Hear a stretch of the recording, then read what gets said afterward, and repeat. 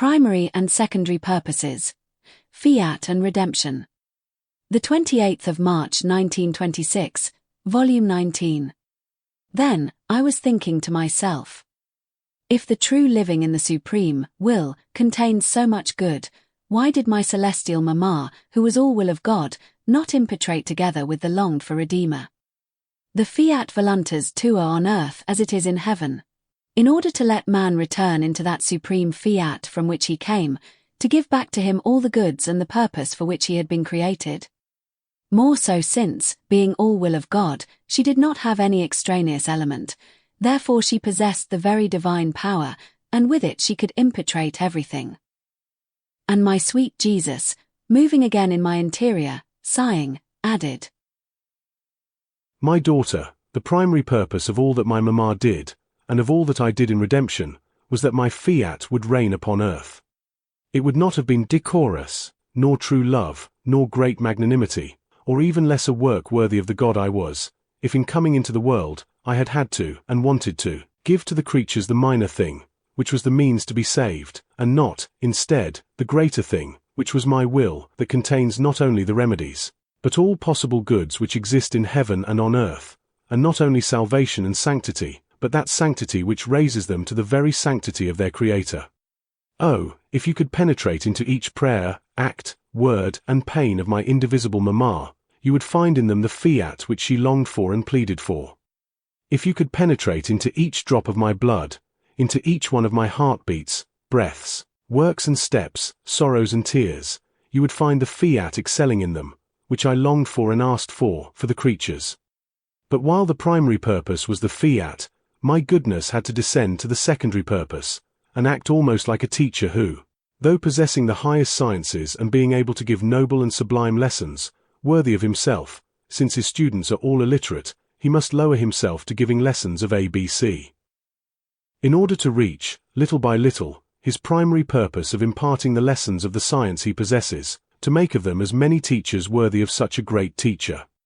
If this teacher did not want to lower himself to giving lessons of inferior studies, and wanted to give lessons of his high science, the students, being illiterate, would not understand him and, confused by such a great science which they ignored, would leave him. And the poor teacher, by not wanting to lower himself, would give neither the little good, nor the great good of his science. Now, my daughter, when I came upon earth, the creatures were all illiterate of the things of heaven, and if I had wanted to speak about the fiat and of the true living in it, they would have been incapable of comprehending. Since they did not know the way in order to come to me, the majority being crippled, blind, sick, I had to lower myself within the guise of my humanity, which covered that fiat I wanted to give. Becoming familiar with them, associating with them, to be able to teach the first rudiments, the ABC of the supreme fiat. And everything I taught, did, and suffered, was nothing but preparing the way, the kingdom and the dominion of my will. This is the usual way of our works, to do minor things as a preparatory act for greater things. Did I not do the same with you? At the beginning, I certainly did not speak to you about the supreme fiat, or about the height of the sanctity which I wanted you to reach in my will, nor did I ever mention the greater mission to which I was calling you. Rather, I kept you like a little child, to whom I delighted in teaching obedience, love of suffering, detachment from everyone, death to your own self. And as you corresponded, I rejoiced because I could in you, ready the place in which to put my fiat and the sublime lessons which pertain to my will. The same happened in redemption. Everything was done for the purpose that the fiat might reign again in the creature, just as when we released her from our creative hands. We have no hurry in our works, because we have, not only the centuries, but all eternity at our disposal. Therefore, we proceed at a slow pace.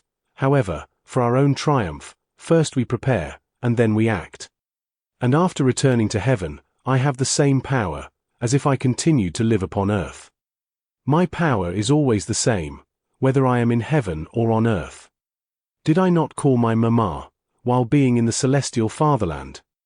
In the same way, I have called and chosen you, with the same power which no one can resist, for the purpose of the longed-for fiat.